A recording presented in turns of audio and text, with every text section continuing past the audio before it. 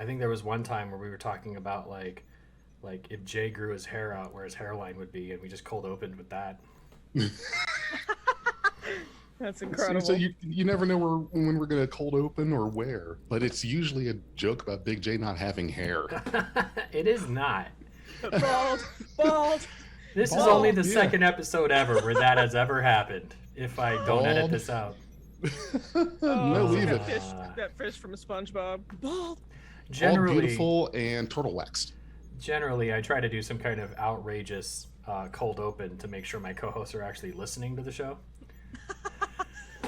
Oh man, this is already going to be a joy. I can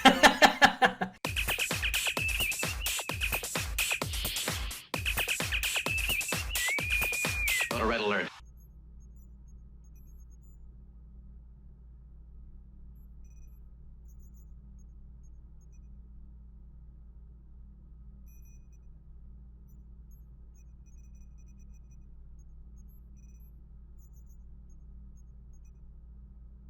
We're glad to have you aboard. I remember I was talking to you a couple of months ago to see if you wanted to guest host. I'm really glad that we were able to make this happen. I've done at least one Twitter space with you in the past. Yeah, a couple. Yeah. So for sure. Twitter spaces, man, they're great. I did one with Manu. I'm gonna butcher his last name. Interyami. Oh yeah, right. Nice. I think that was. Yeah, I think that was exactly how you do it. You did good, man. Yeah, he did a space like 2 or 3 days ago, and I was just joining it to see what would happen, and he made me a co-host, and I showed him how to use the Twitter space.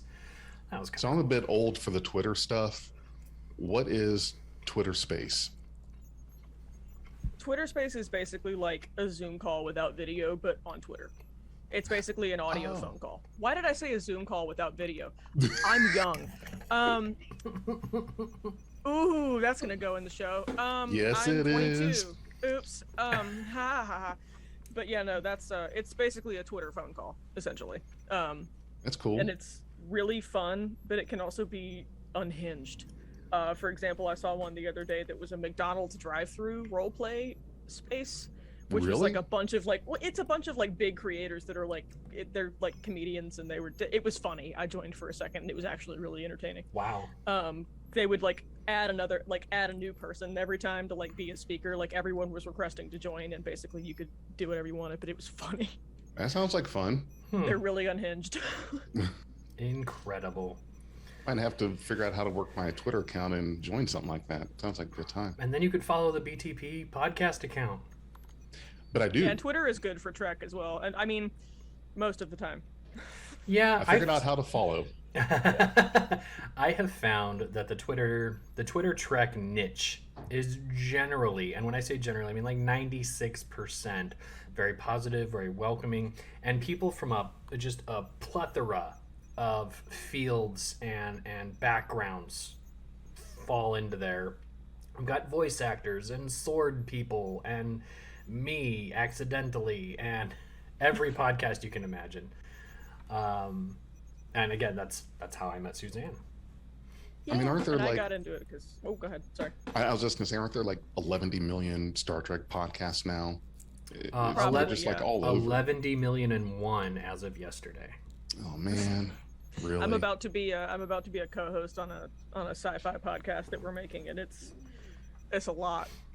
Yeah, it is. A lot goes into it, and I'm excited. I hope that we figure it out, because these are a bunch of 22-year-olds with almost no audio-video experience. So, oh boy, who's doing the editing? Because that'll be fun.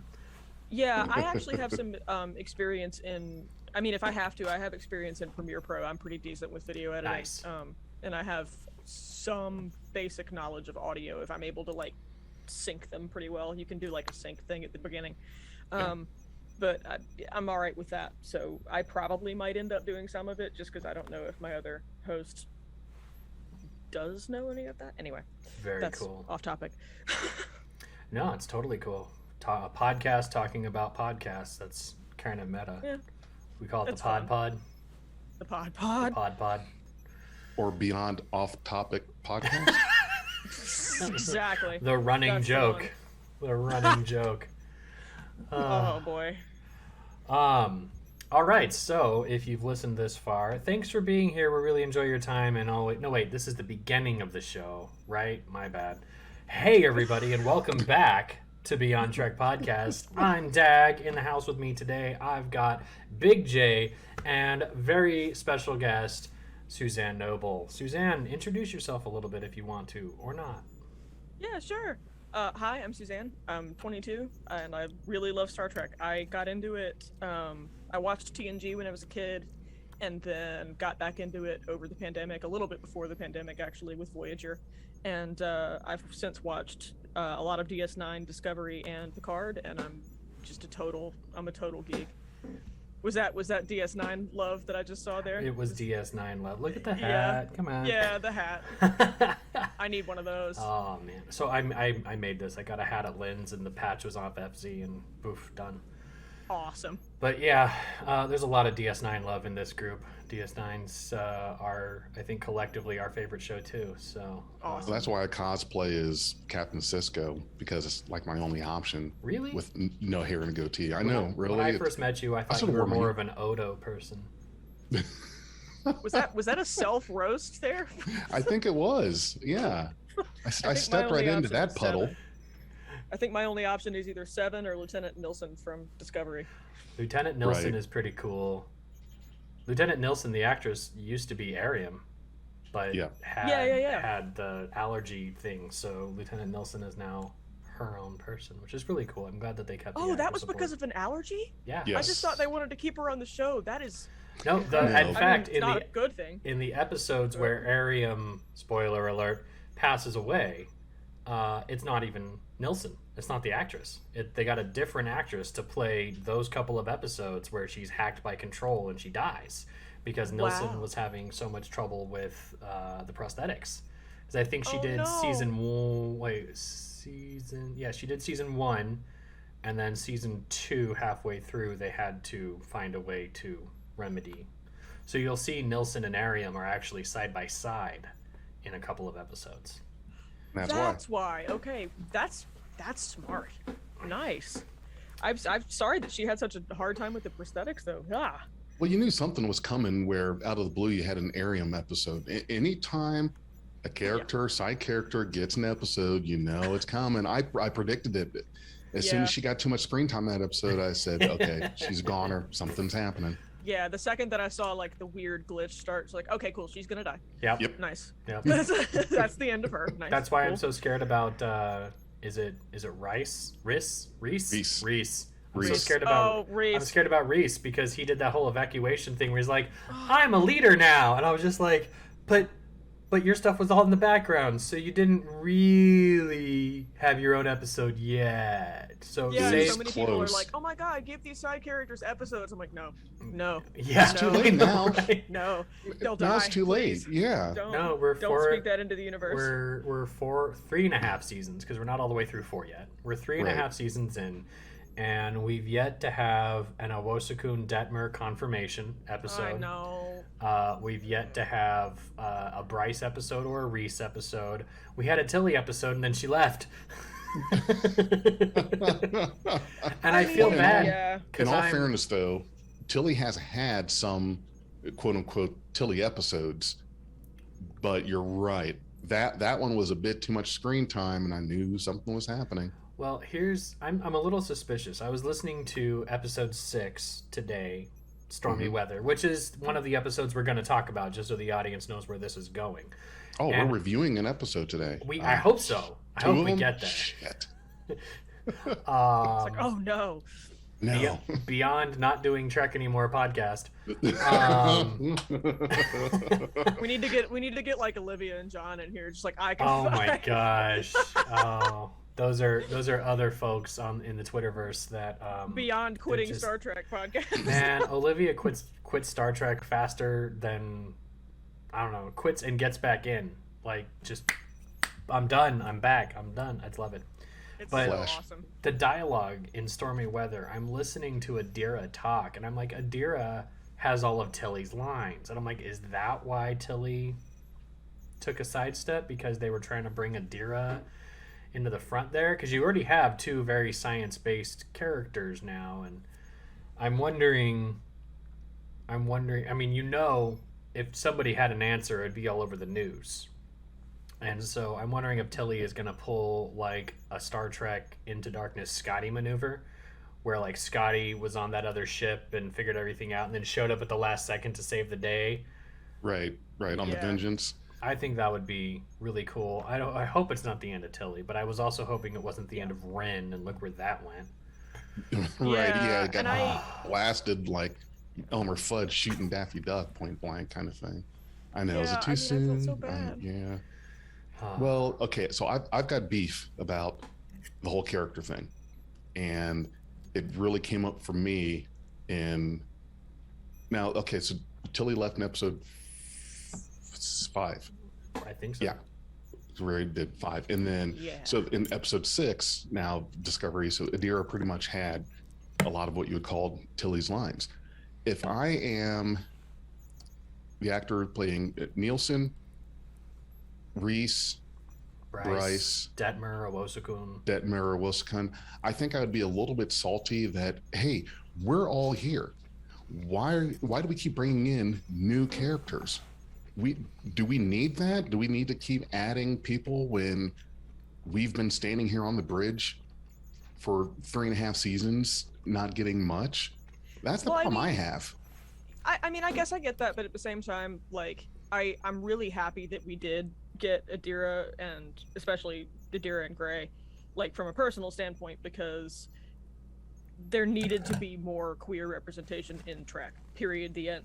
I'm not nothing about that. No. It's Yeah, I know what you're talking about, and so number one, that's what I mean. I'm not. Yeah, that's yeah, but I think that I mean, if you go in the future, you're gonna have to have a scientist that has worked in the future that can understand that stuff and bring it back in. Sure. And I also think that Tilly, I think that was a natural character progression for Tilly, because I think that we see her get more, like, increasingly uncomfortable, but we also see her get increasingly, we see her get better at teaching in general and at becoming her own person. And I think that was what she may have lacked earlier on. And so I honestly, I don't hate that Tilly is gonna go teach. I don't hate that. And I also like that Adira is sort of that awkward, still brings that like awkward, shy, but still very competent role to the whole thing. And then in terms of the other characters on the bridge, like you were talking about, I do want them to get their own stuff. And I think that, like, yeah, we can build new characters, but I do want to see more of them. I don't know why. I mean, I get why we don't, because Discovery is just huge. There's so much going on at any given time. But yeah, I would like to see more of the bridge characters, and I think we've seen more of them this season than we have in the past, for sure. Yeah, season really 3 and 4. Right, you're right. We have been getting more of them, and I don't want to delay getting into our review too much, but I think if I'm one of those actors at this point, it's just, hey, I'm getting a paycheck. You know, there's not much screen time, but I'm paying the rent, and that's all I can hope for, because you know, I think it's great. The characters that they did introduce, yes, it just feels like it's too late for them to even have their chance. So now it would be awkward I if think they we did. might see more of it though this season. I think we might, because like, I mean, I can't speak to, because I'm not a screenwriter, I don't write for television, so I don't know like what goes into all of that. And so I'm wary of, personally, I'm wary of speaking on like writing specifically, but I would like to see more of like Oshkin and Detmer, especially, just because like it's right, just do it, please. You know, and Reese, I mean, he had his moment a little bit, but I love him. I just want to see him get some screen time, you know? Well, and we have to, nice. None of us are privy to like what their contracts are. Their contracts pretty much spell out, this is the scope of your role. Do you want the role? Right. Yeah. And they've all agreed. Yeah. They've all agreed to do it, so it's got to be pretty good. Good for them. Yeah. I know you could pay me minimum wage to just stand there in a Star Trek uniform. Yeah. You could pay me $2.13 an hour. Like, you don't have to pay me a lot. Straight up. Yes, you can get like me at lowest. We're a bargain. Yes, you would get me at an absolute bargain. just to stand there and watch and go, oh my god, this is so cool. Like that's all I would do. I mean, I would donate money to the production to be able to do that. If that You would pay them. Yeah. Can I just stand here and look terrible? Like your character, you can just be like, Ensign Woodell, get the hell out of here, and I'll just leave. And then the next Yeah, season. could you imagine there being a shot of you like in the background just standing there going, You know what he would do? He would be that guy behind Admiral Akbar in Return of the Jedi just before they found out about the trap. Everyone knows this. You know what I'm talking about. The dude that just kind of did nothing. Yeah. He's just moving around and. Yep, he's just grabbing Go watch things it. Go and take a moving look at the guy around in the back background. there. Yeah. It's a very interesting moment. Did absolutely nothing. Awkwardly. Beyond Star Wars podcast now. I know. Okay. Discovery. We got to get into Let's it. go. Renzo, God. you had to be here. We're already. Oh. We're hurting. We're Renzo like had a half hour in, rant that he wanted to do for either this I episode know. or the 7th episode. I hope he records it and sends it so that we can edit it in. But Yes, I want to know his rant. yeah. So you can tell it's been about 3 weeks since we've actually jumped in the seat with each other, and away we go. Now the audience can see the images that I am bringing up, hosted by John at Cygnus X1. We're always thankful for John for grabbing these screen caps. This episode begins with just sort of a touching moment where Michael is checking out that family tree device that she got in the last episode. And it shows just all of her connections that she has with people, and it's pretty cool. There's some Spock and her parents and Giorgio and Saru and Sarek. It's a nice intimate moment that connects us from the last episode where they did the prison sort of rescue. In this episode where she's hanging out with Book, and her and Book have kind of been at odds. They have, which I can understand why. Well, I mean, she didn't rescue that guy against his will, and Book was mad about it, and so there's definitely, we had our conversation about the ethics of that kind of stuff in our last episode. And I'm sure the audience is Tuvixed over it. I'm going to make that a verb now. If you're Tuvixed, it means you are torn over the ethics of a Star Trek thing. You're Tuvixed. If that makes it into our regular lexicon, I don't know what we would do with you then. I can't do It's been started right now. You're very Tuvixed on the whole, issue of. Hey, you heard it here, folks. You heard it here first, folks. I can't even speak anymore. It's the Beyond Tuvix podcast now. No. But let me. Don't open that Why can did of I worms. join? I know. You might as well Goodbye. turn off the computer now. Bye. Suzanne quit Star Trek. Bye. But Dag, that was an interesting phrase. Rescue you against your own will. I mean, it was a rescue mission. Yep. And he was willing to go just as far to make sure that everybody else got out. And then he was like, I'm not coming. Yeah. Well, and between the two of them, you're right. You can certainly start seeing the strain of their relationship with the start of episode 6, because they're sort of their paths are kind of separating a bit. The differences in their either what they believe or how they think things should go is being tested, and it's being tested more as we'll talk about these 2 episodes. And I don't want to spoil it, but yeah, we're definitely seeing a rift between the 2 of them. Speaking of spoiling anything, spoiler alert. Yes. Well, I mean, you know For what? sure. That's got to be a soon, but oh well. Yeah. Yeah, no, we are reviewing episodes 6 and 7 of Discovery Season 4. If you haven't watched it, don't watch this. If you don't want spoilers, don't. I really like that scene, though, because I think that in a way it shows sort of the calm before the storm of, like, they're having issues, but they're not quite, they're still loving, they're still all right at the moment. And I love that. This is a little bit of a tangent, but the tree that she makes, I love that family just is still such an important part of so many cultures within and outside of the Federation. I think that's neat. I really like the family tree. What was it called? The Lolothi orb or something like that. I think I can't you're remember right. the exact Yeah, name. close. I thought it was genealogy.com or what was Yeah, I thought it's it was a Ancestry.com. crystalline entity, but no, I'm kidding. ancestry.com. Yeah. Well, I'm glad they Right. have something like that.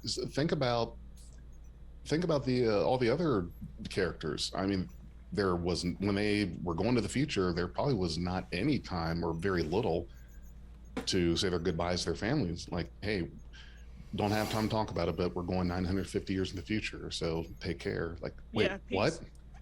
Right? Yeah. We got to yeet into the future.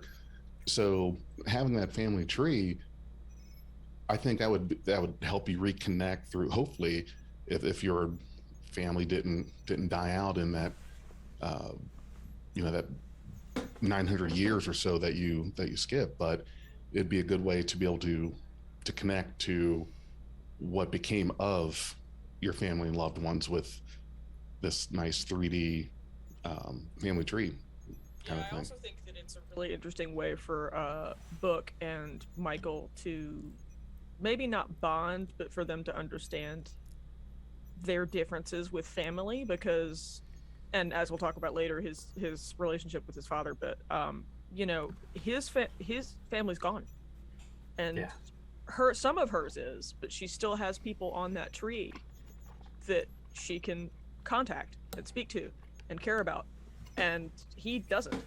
And so he's standing there watching her make this tree of the people that she cares about, and he could only do that with like dead people. No, that's And a really that's good got to point. be really that probably it's a really interesting way for us to start the episode with they're at odds, they love each other, but there's always going to be that separation of his family is gone now. That's gone. Some of hers is, but not all of it. So I thought that was really interesting. In a sense, that makes their quarrel even more dramatic because Michael's one of the only people he's got left. Michael's got this whole tree. Michael's got her mom. Her mom's here. She could talk to her mom. Yeah. Like, nobody else on this ship has their mom. Michael's still got her mom, but Michael I know, also jealous. has Like, hey, connections with all these other people. Yeah. The only two people that Book has is Michael and Grudge. That's it. Now, Grudge will cut a bitch before she leaves Book's side. 100%. Cat's loyal. But as we get through episode 6 and 7, we'll see more of this splinter between Book and Michael. So then Michael leaves to go be captain. Walks through the corridors with Saru. I like their walk and talks. They've got some good walk and talks. They've been. You know what? Is it me or have they not used the turbo lift at all? Nah, they were in the turbo lift last episode because she was like, Zora, take me to this place, and Zora was like, hi, I have emotions now. Well, no, I meant for the conversation part. Oh, you remember Saru and them? Yeah, well, you remember in the original series, it would take 4 minutes to travel across a couple decks, and so now what they're doing more of these walk and talk conversations, and I bet you because it became not realistic to have these talks in turbo lifts when they're supposed to be lightning fast. So now they walk the halls, which is great. See, I blew your mind, Dag. I can tell. But I like when those fun little comm badges that can get them anywhere in the ship whenever they would like. And so to me, it's suspension of disbelief a little bit. Yep. Because I mean, they could go anywhere they want in the ship immediately if they want. But I mean, if you're gonna be a captain on a ship like that and you need to talk to an officer, best way to do it, hey, look at this. We can just walk around the halls for a minute and take the short route. That makes sense. Or the long way, rather. That makes sense to me. But it is kind of funny that we can transport anywhere in the ship we would like immediately, but turbo lift. I think it's funny. It's really interesting. It's really interesting that like the thinking on that is if you can teleport everywhere, what's the point of even having a turbolift space? Just have a bunch of decks with transporter detectors and just beam from deck to deck instead of taking a turbolift anywhere. Well, I'm I know sure for they a fact found. Culber would say it. Well, sorry, but I know for a fact Culber would say it was like mental health. Oh, Just take but a walk. yeah, Go in the holodeck and take a absolutely. walk.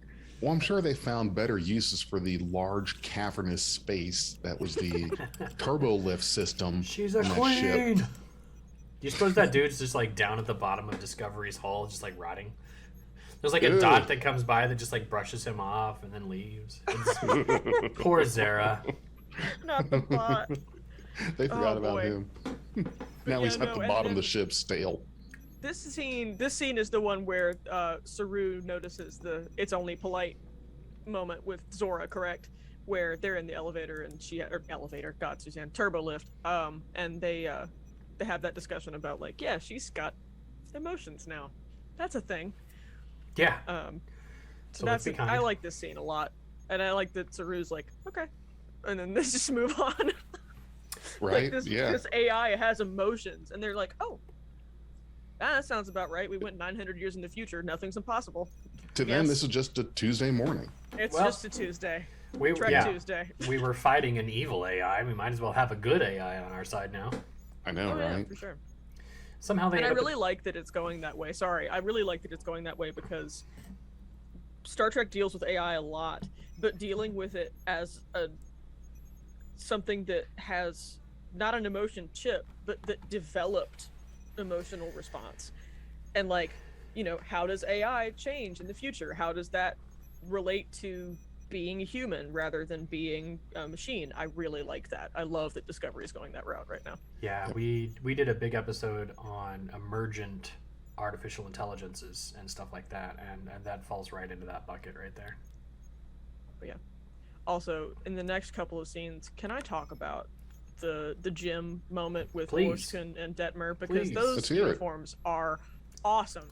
And it's like the only real, well, we've gotten a few, but like it's the first real scene we've gotten of them like actually like being Socializing. buddies, Yeah. and like going to the gym together. I just think it's sweet. I like it a lot. And I also really like the uniforms and like the way that the gym is set up. I think it's very cool. And I like seeing all of the bridge characters like moving through the hallways, and we get to see kind of their excitement and their anticipation of what's about to happen, and we get to see them like interact more, which is not something we've seen a ton of before now. Right. So I'm hoping that trend continues. I'm hoping we get to see more of like Nilsson and Reese and Oshkin and Detmer and all of those different characters like actually interacting and being officers on the ship. I love that. I really liked that little sort of montage that we got. It was good. I'm all for it. I need to point out that Owosakun's got guns here, like Oh, on yeah. the pull-up bar, just like ripped, and I'm just like, whoa. It's insane. It's nice to know that in the 32nd century they still have gun shows. You got your tickets to the Oh. phaser show? Oh yeah, the The phaser phaser. show. Oh boy. Yeah, no, I love Oshkin a lot, but I'll probably talk about that later. And then we get Reese, Bryce, and Nilsson hmm in their yellows. The uniforms this season, we talked about them a little bit.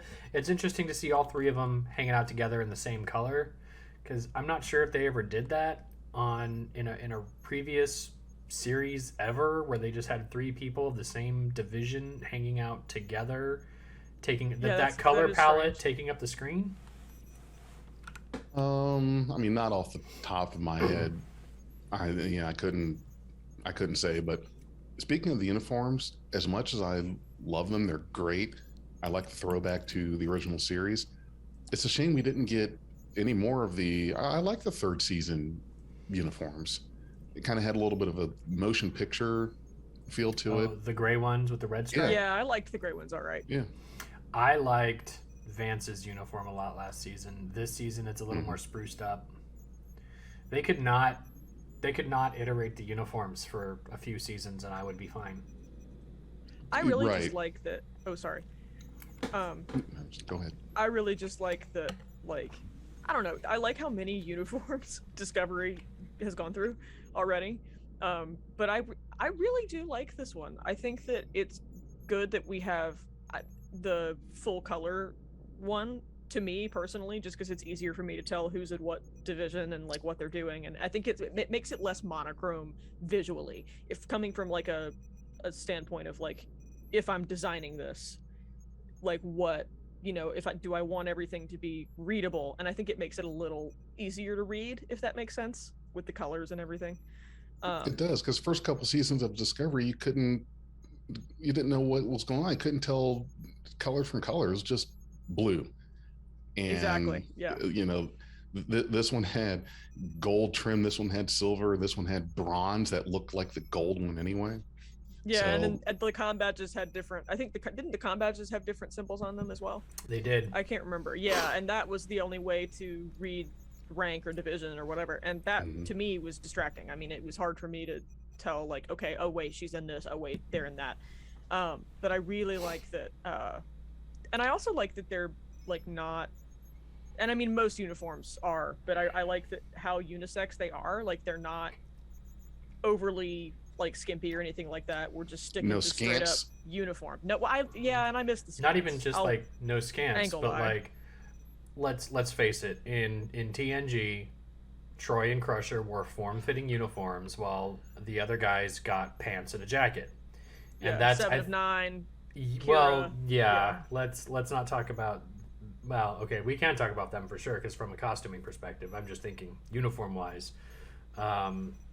It's nice to see that the three of them are walking here in this scene, and Nilsson doesn't have like extra tucking to be like hip hugging there and stuff like exactly. that. It's a uniform. It's a duty uniform. It's what it is. Well, need to point out to you guys, this is not the Berman Braga 90s Trek, so we don't have those painted on uniforms for the women anymore. So yes, they look more official and what you would expect out of a uniform. Yeah, I prefer that with this, and I like the bright colors because I can tell, because I have the brain of a 5-year-old, and I need to know, it's like, oh, yellow means this. Like I need to have that visual context. So for me, yes. I really, really like the solid color uniforms a lot. But anyway, that's a long tangent about uniforms. Oh, yeah, I told you. We do it. We flash on over to Adira and Gray, and Gray seems to be playing some kind of a Trilled game, which looks cool. It's like sort of chess-ish with little figures that you move around. I'd love to know more. Same. I'd love to learn that. I'd love for them to actually make that game. That would be wonderful. We had 3D chess. I'm sure we could. There's a Tongo game out there somewhere. Somebody will 3D print it, I guarantee you. Oh, if you're that somebody and you're listening to us and you're either inspired by this podcast to 3D print it, or you already have it 3D printed, hit us up on Twitter at Beyond Trek Pod. Please I want a Dabo wheel at the local casino. That's Dabo! I love the scene between Adira and Gray, because we get to see more of their leisure time. We get to see more of them as a couple and as people, and I think that's great. And I also, it makes me a little sad because like Adira is really excited to have a bridge assignment, and but wants to stay and help Gray. And I like that we get to see them interact as separate people, because that hasn't been a thing that Adira has experienced in a very long time, and they're really excited about it, but they want to stay and help Gray. And so I really love it.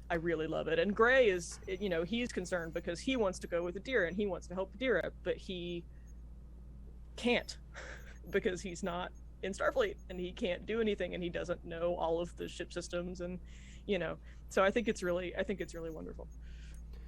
Is it subversive to say that Star Trek is showing healthy relationships on TV?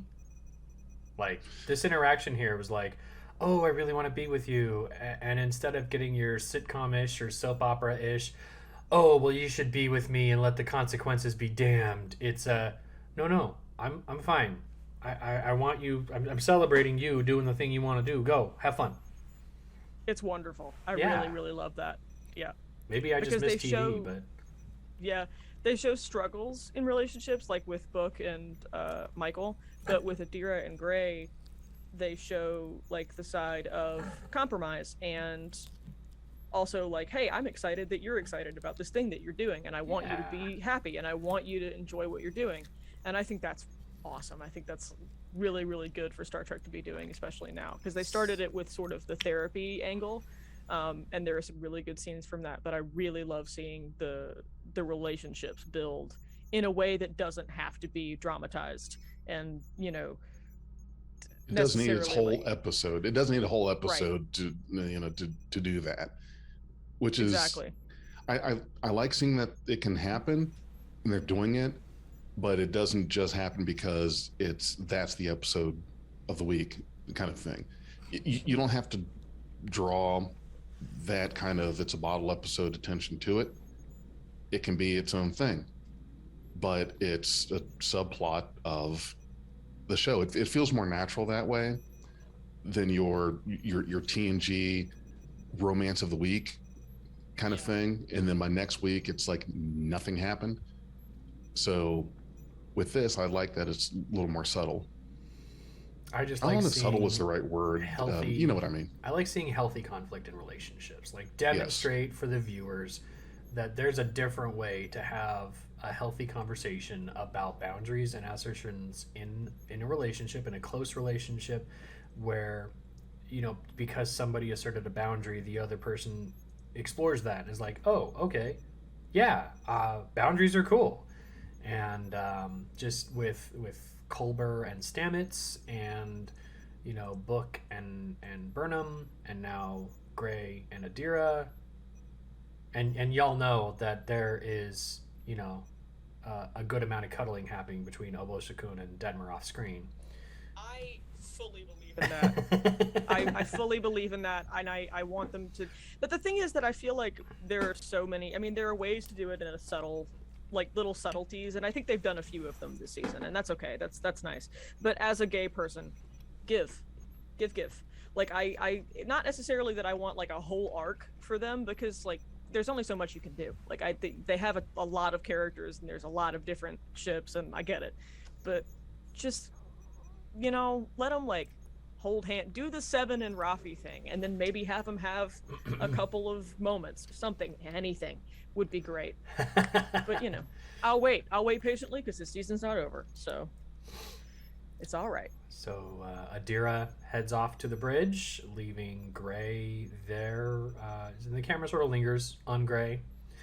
And I think that lingers just sort of, Gray is still trying to figure themselves out because, well, he's in a brand new body and he's got to figure out all the kinks. We get to the bridge and we learn that their mission is they get to go investigate a subspace tear left behind by the DMA, and they're just gonna push on in there. Captain gives captain speech, and they cruise on into the Eye of Sauron. Practically, yeah, pretty much. I It'd love be exciting. the Void coming back. I love it. Oh yeah. I like how they're just like, all right, here's this thing. We're going inside. I mean, that's Starfleet for you.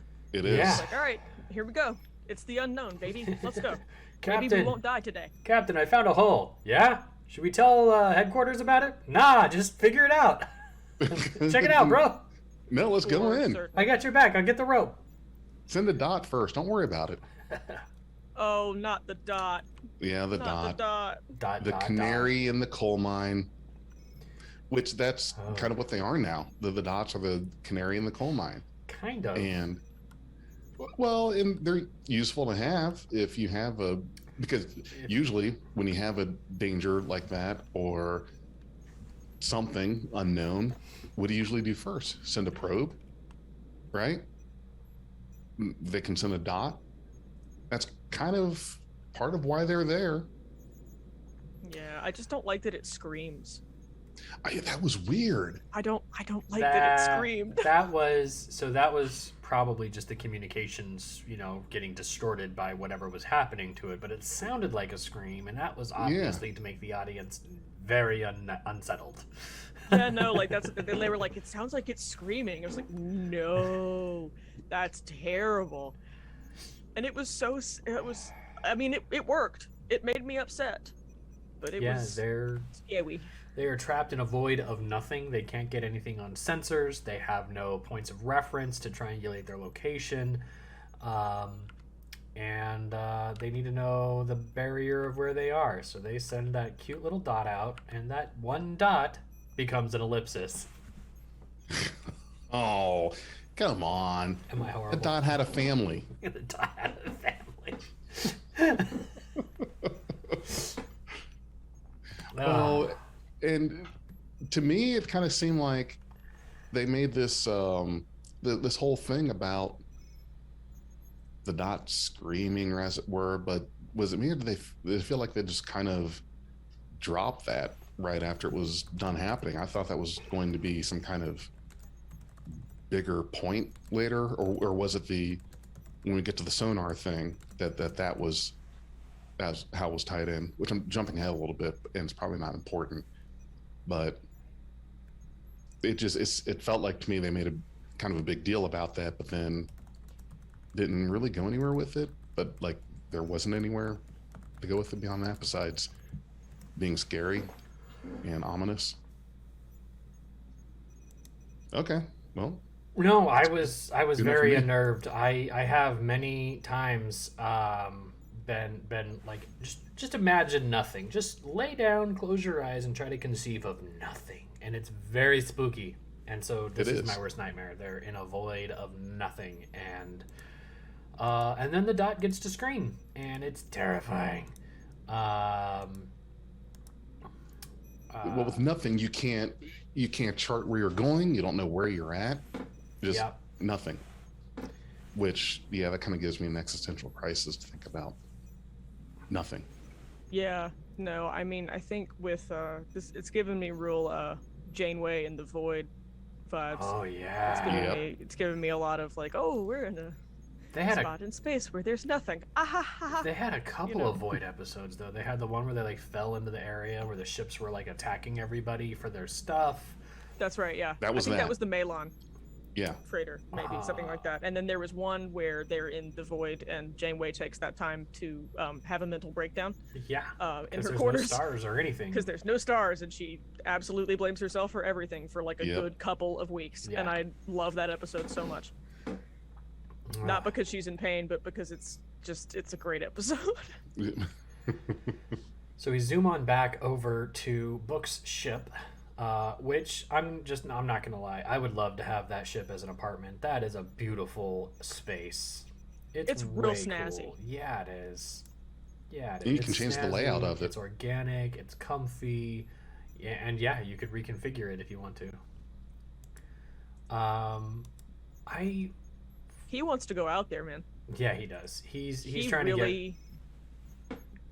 readings very for, like Lemmy Adam. Yeah, he is. He's gunning for it, but he's also like halfway through a therapy moment where he's like, on one hand, he's trying to be his best person. He's trying to access his highest self, like he would have said in the 3rd season. But on the other hand, it's the kind of trauma I don't think anybody can relate to. Your whole planet just got annihilated. It's inconceivably. Princess Leia would like to have a word with you. I have no words. I don't know who that is. This is the Beyond Trek podcast. You're right. I gotta watch that. Yeah. No, you're not wrong. You know what? Leia took it a bit better than Book did, though. Sure did. But Leia only had like 5 minutes to cope, whereas Star Trek now is exploring that side of things. If anything, Star Wars did it wrong. Isn't Book like an actual like empath? Yeah, like doesn't he have like more feelings than most people have? Like, isn't that definitely a thing that happens? Yes. Yeah. Empathic. He talks about it in this episode after the thing happens. His dad even gives him shit about it. Exactly. Like, yeah. you felt... And I love that scene. I love those scenes with his father, because like it's definitely just like fighting your own inner voice type stuff. But I love like, I don't know, he's so conflicted about it because he loves Michael, but he's not Starfleet, and he just lost his entire planet also. And so some of the parts in the episodes I was thinking, well, you know, dude, just breathe. And then at the same time, he just lost his whole planet. Like, in the back of my brain, I was like, why is he being so... Oh, no, that's fine. It kind of makes sense. A little bit. But yeah, no, he does seem very, in some ways, like, to us, I guess, childish, maybe, quote-unquote. But he's not Starfleet. He wasn't Starfleet until he met Michael, and he's still not. He doesn't know anything about Starfleet other than what Michael has told him and what he's experienced. And he just lost his whole planet. So he's going to be a little touchy for a while. And he has so every right like, to be. Exactly. And I feel like I have to remind myself of that occasionally, because there are parts of certain episodes where he bugs me a little bit, and I'm like, no, it's okay. Just, you know, let him do his thing. He's fine. Well, He's in this just season working it out. of, in this season of Discovery, and no, I'm sorry, it was last season. They officially recognized the Kelvin timeline, so now we can safely talk about the same thing happened with Spock, and losing Vulcan in that universe. Yeah. I mean, he kind of, and his mother on top of that, so kind of handled it almost as well as you could. I mean, Well, what are you gonna do? You lose your planet. It's not something that happens. If you want to continue off of that there, you know, Vulcans live 200, 225. You know, that's a good age for a Vulcan. Spock was like 150 something when he died, because he goes from 2233 to 2386, and then to 2255, and he lives like 3 more years. Because he passes. Well, Spock was like 2230. Yeah, exactly. So 2230 to 2380 is 150. Yeah, he was kind of young. Plus 3 or 4 more years. And that's the Kelvin timeline, right? Am I crazy? We're talking about Prime Spock, who... We're talking about Prime Spock. Prime Spock jumped to the Kelvin universe in Star Trek 2009. Thank you. And then in Star Trek Beyond, we see that he's passed away, and Beyond is only 4 or 5 years later. Yeah, and I mean, part of that, I think, though, is that Leonard Nimoy also passed away, and so there's, you know, they can't have him be a huge part of the thing, and you know, they have to make that part. They have to make that part of the movie, because we have to, you know. No. I totally, I love the head nog, and I cried. That was terrible. Yeah. But in universe now, Spock was only 155, maybe 160 years old. That's young for a Vulcan. Yeah, he was pretty young. It is, now that you say it like that. Yeah. And in Discovery, it looks like he got a lot of stuff done. Well, yeah. No, I mean, he kicked didn't, off a bunch of stuff. He didn't unify Navarre, but he got those first steps in. You know? That was all unification, Star Trek TNG. That was good stuff. That's why we get Unification 3 last season. I love that so much. So he's got a great legacy just from that he left behind. But we could say that the loss of Vulcan manifested in his early, you know, passing.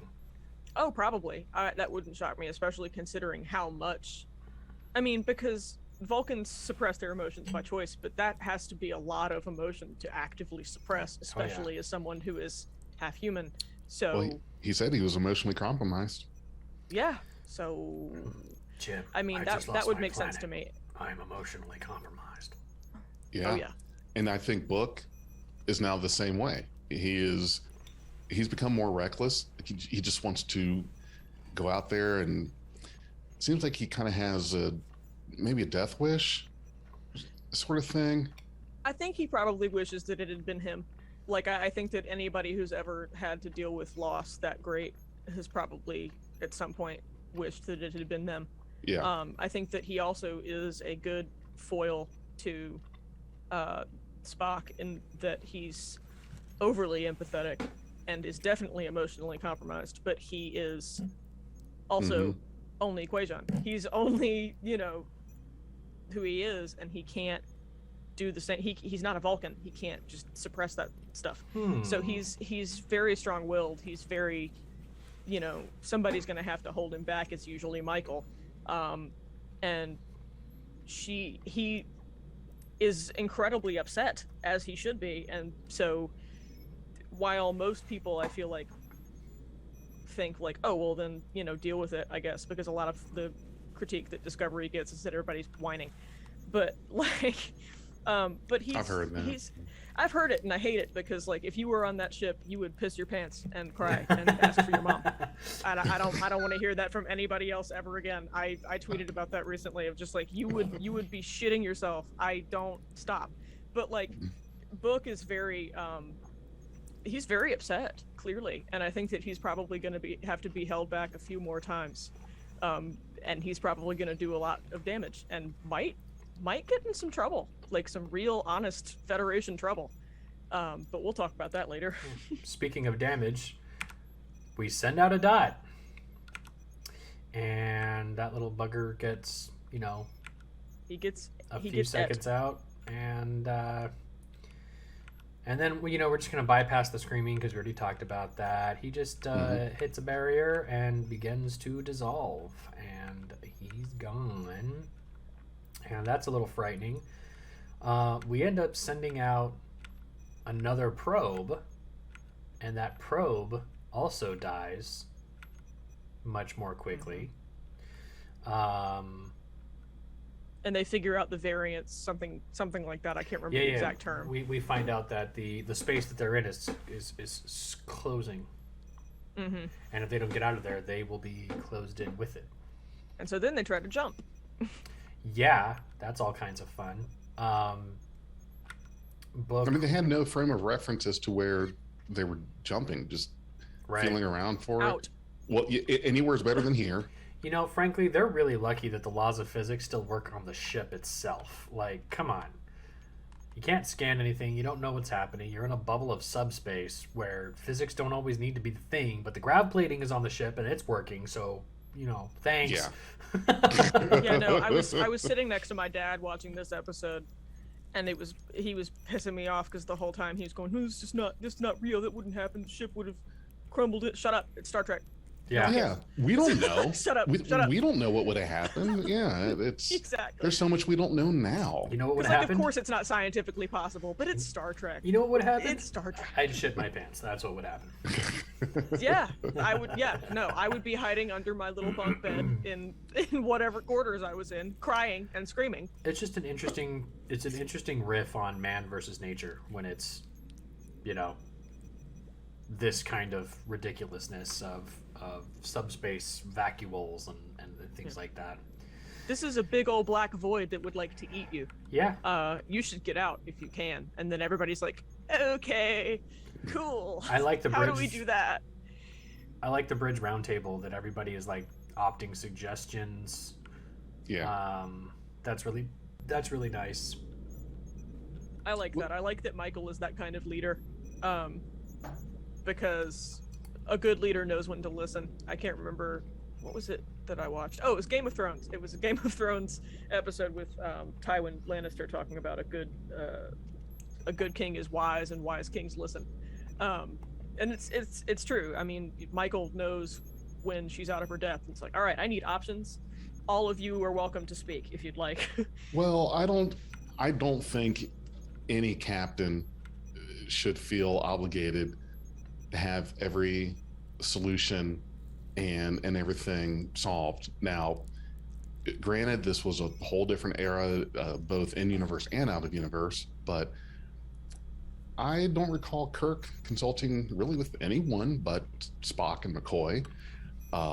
Then you get to TNG, and there were several times where Picard just said options.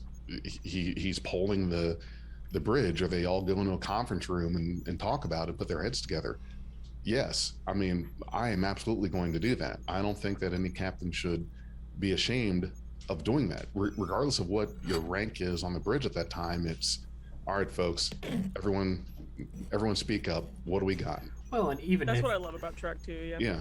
Even if you might know the answer, or you have suggestions for the answer, your job as captain is not to solve the problem. You've got a whole freaking crew. who's the best at what they do in Starfleet under you to solve the problem. So, it's really interesting that like their first, their first inclination isn't immediately to delegate. Take the sensor information, collaborate with the science department, get all hands on this so you have like a team of 50 jumping on their computers down in the science labs trying to process this data. And you don't have to worry about Adira on the bridge who's like, I don't know. or any of those characters. Just be like, I don't know. Get me somebody else up here. Yes, someone will have the suggestion, and you're not the one that's responsible for pressing the buttons to do it as a captain. It's just, I'm drawing a blank on the name of the episode, but it was the Next Generation Soyuz class. This is one where Captain Morgan Bates, Cause and who effect. was Fraser. Oh, yep. Thank you, Cause and Effect. In the time loops, Picard kept going with Data's recommendation. Data said, use the tractor beam, push it out of the way. Riker said, decompress the main shuttle bay. And they kept going with Data's plan, which in hindsight didn't work. But they had the opportunity of him, having that thing where he sent the number 3 back to the next time loop and was able to ascertain that, okay, 3 number of pips on Riker's collar, his idea was the one to go with. And so as the captain, you get those options. You have one person say, use the tractor beam. Another one says, open the shuttle bay door. You pick the one you think is going to do it, and that person is the one doing the thing, gathering the data, doing the work, pushing the button. Yep. Your job as the captain is to delegate, take in information, and execute on that. Yes. Yeah, absolutely. And then the executive officer is the one who carries out all the stuff. So Michael is taking all the suggestions on the bridge. It's routed through engineering, where Stamets is like the Bozeman. That was a ship. Trying to do whatever we can to get this job done. Book shows up and is like, make me busy. Do something with me. And so while they're scurrying around trying to figure out what is happening on the ship, we get a very is placid the right word? Like a placid scene with Gray and Zora. Gray's very concerned about what's happening on the ship. Zora can't give really good answers, but explains that he can't sense anything, but we lost a dot and a probe, and it's weird. And Gray suggests, playing a game to get Zora's mind off of the stress of the moment. Because as an emergent intelligence, you're basically just sponging everything. Well, and the whole point behind the game ended up being a distraction of resources, was to not think about it. And this is a real world thing where, have you ever come up with a solution to something when you weren't thinking about it? Whether it be sleeping, at the grocery store, whatever it is. Yes. Once you separate like your active consciousness from it, the other parts of your brain can actually parse in that info and show you I've had dreams of the fix for something that like beat my ass for a whole day trying to figure out. I had a process No shit, fix. I kid you not. It was weird. Like, I work in IT, and I've been mulling over a process fix for like 6 months, and I'm talking to my father-in-law, and he's talking about networking.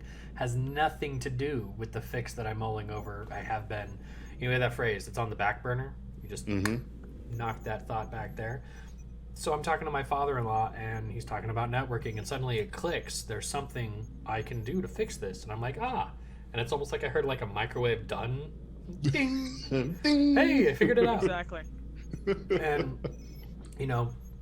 Zora, as an emergent intelligence, isn't familiar with the back burner. Everything is pertinent somehow, and Zora needs to figure out what is erroneous and what is relevant to the situation. So playing the game does the thing. Yeah, I love Right. that. I love that so much about Zora specifically is the whole like basically saying that like a computer doesn't do everything all the time all at once constantly. There's stuff that's like running in the background. There's stuff that's over here doing this, and there's always you know, if you put too much in the forefront of something, if you try and run a program, that it can fry everything out because it can't.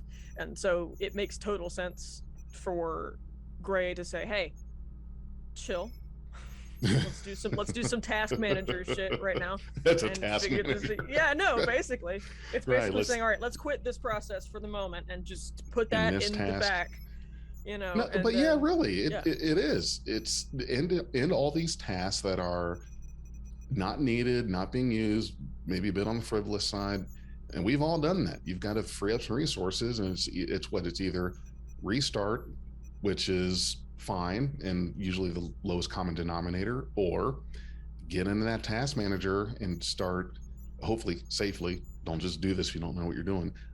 Poking away at those things that really don't need to be running right now, and that was what you needed. What Zora needed to learn was that now, as an emergent intelligence, you've got to know when to put this thing aside. Like, not every process now is 100% attention, because if you're paying attention to everything, then you're paying attention to nothing.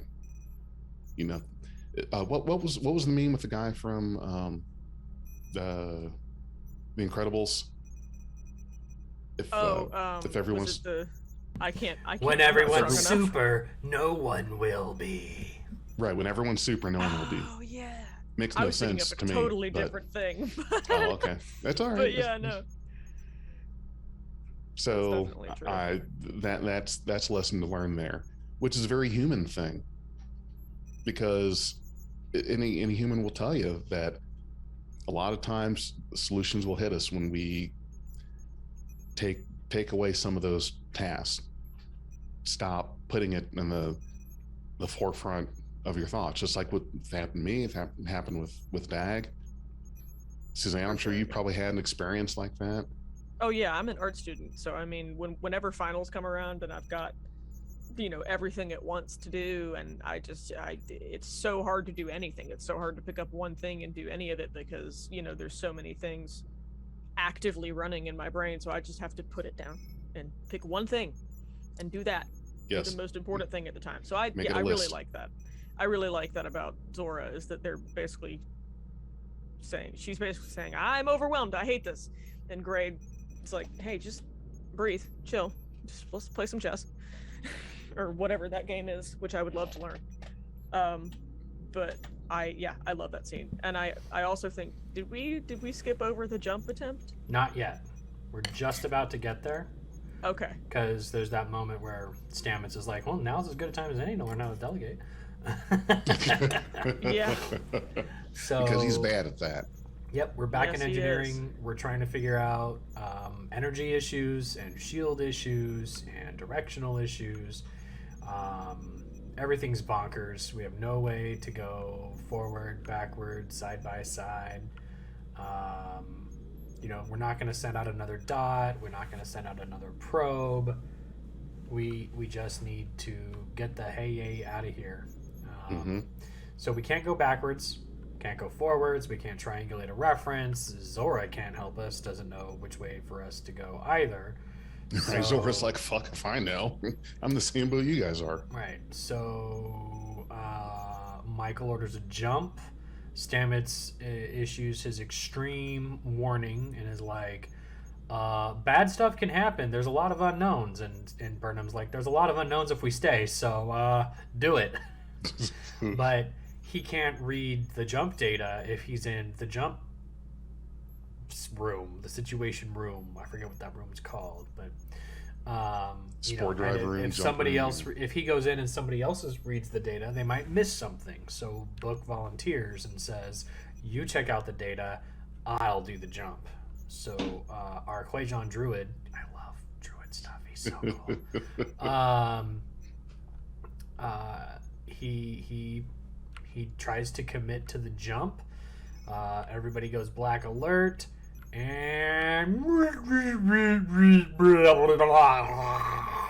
sound effects like that of terror. It's like the Millennium Falcon when it could never go to light speed. Just I fixed it. Oh, yeah. They said they fixed it.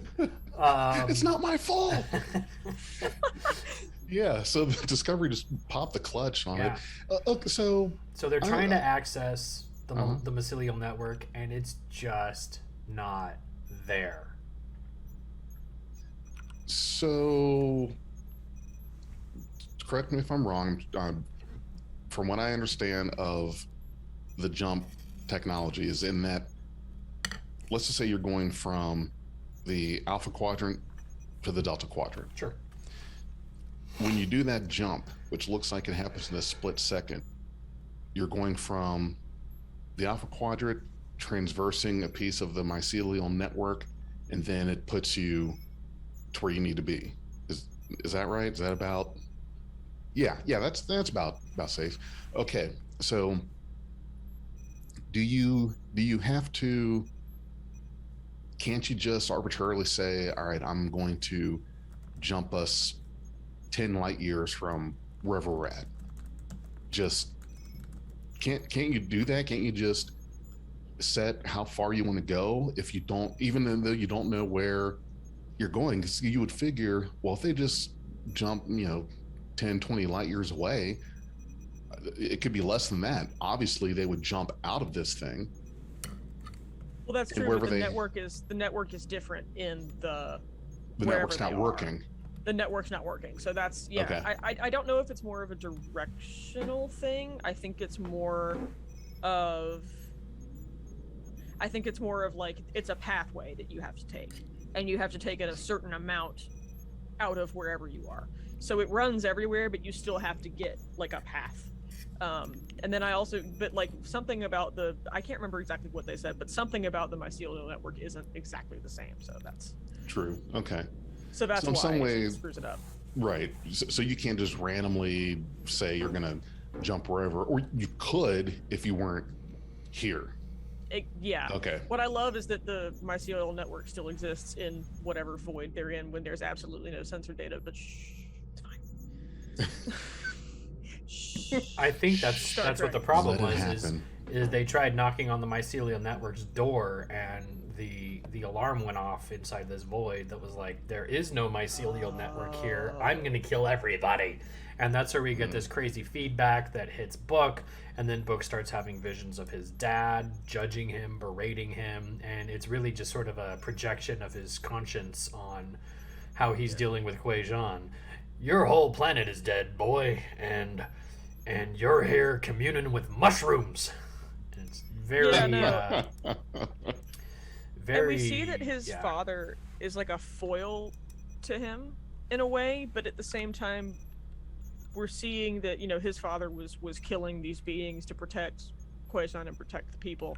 And that's what Book is trying to do here. He's trying to get rid of the DMA without knowing what it is, and he doesn't care because he doesn't want more people to die. And he's fighting with his father over his father's choices, and at the same time, that's his brain probably making that apparition saying this thing, and he knows it. He's aware of his own sort of animosity towards whatever made the DMA, and he doesn't care. He wants it gone. He doesn't care. And so I think that seeing him fight with his father over his own rage is really interesting to me, and I love it. Recognizing why you don't like something doesn't invalidate the fact that you don't like it. Whether you know or don't know, you still have that conscious choice, and that's what he's doing. Which is very understandable. You don't want this to happen to someone else, which we're kind of starting to get that undercut into the episode 7, which don't want to take away from that. But you're right. He's on that mode of, regardless of what this is or what is going on, we have to stop it. Yeah, for sure. And I just also random side note, but I really love the casting on Book's dad. I just think he's I can't remember his name. I looked it up, but he's awesome. I really liked the banter. I really loved that. The outfit was just spot on too. Oh yeah. The what was spot on? Costume design. The outfit looked really good on him. Yep. So what's the next scene? So Book comes out of the room of requirement. The Shroom of Requirement? I don't know. I'm calling it that. Yes. I am so calling it the Shroom of Requirement. You heard it here first. The Shroom of Requirement. Absolutely. So we've done that's a staple. Tuvix is a verb Tuvix now. is a verb, and the Shroom of Requirement is the official name for the chamber where they go and commune with mushrooms. Got it, folks. The Chamber of Secrets, if you will. Yeah. But Stamets is like, hey, let me get you out of here. Book's like, no, I'm fine. Stamets is like, we're going to let Dr. Colbert say so. Michael goes to sickbay. Book seems to be okay. He's just sort of plagued by this vision of his dad. His neurons are firing like 100 times normal. Definitely some weird bio-interface. It's obvious that in the 1,000 years hence, we still don't understand mushroom travel technology all that well. The dash drive is just back. Which I wish they kept the dash around. The dash drive, that sounded cool because you're dashing from place to place. Well, no, they don't understand the mycelial network because all that information was redacted and put in the darkest, deepest recesses of. I mean, because remember when I meant for Stamets, like Stamets should know. Okay. And they've had 30th century scientists talk on this stuff for a few months now. They should be able to figure it out. Excuse me. No, I mean, I'm not saying you're wrong. It's just I can't give Stamets the credit that he understands the mycelial network inside and out. I'm sorry, I can't give him that. You know, I know he knows a lot. He's the only one that anyone knows about it, but can't tell me he's a pro at it. No one learns the New York subway system in a couple days. Which well, right, he's which happy to me to show off the spore problem in sickbay.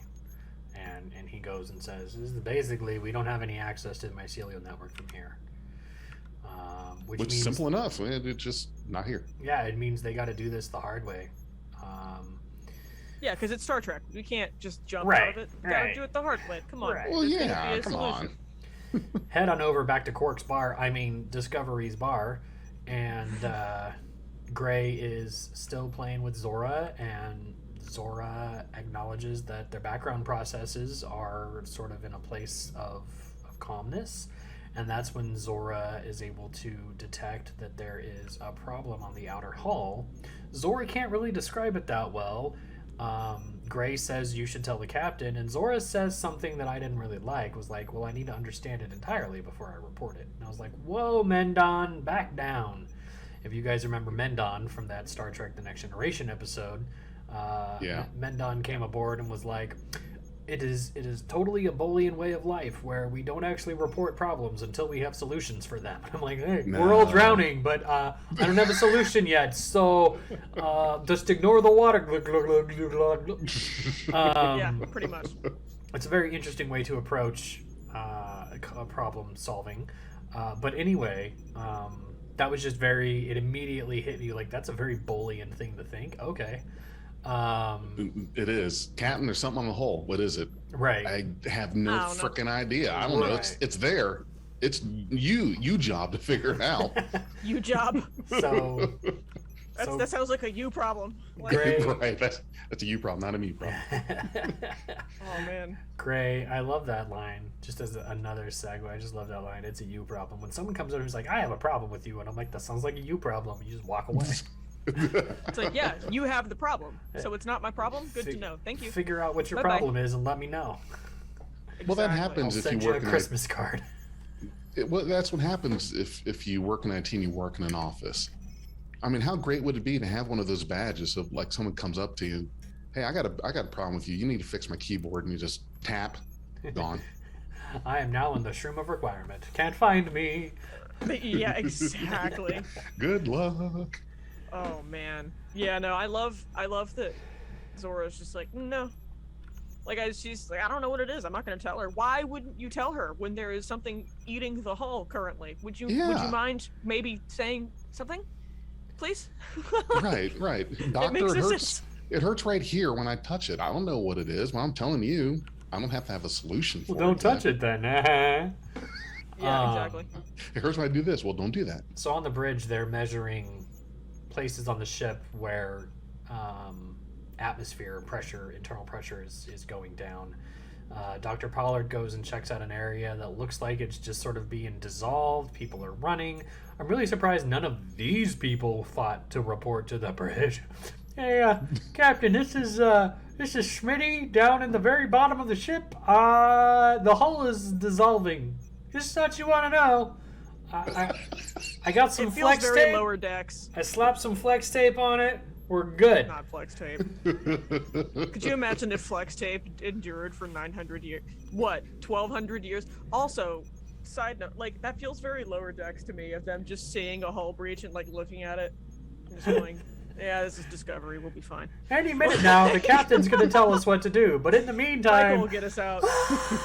It's like Discovery elevator music playing, they're just like, okay, I'm going to calibrate whatever this is really fast. There's like another instance of Zora that's like, do you know your ABCs? A, B, C, D, and the crew's just like, what is going on?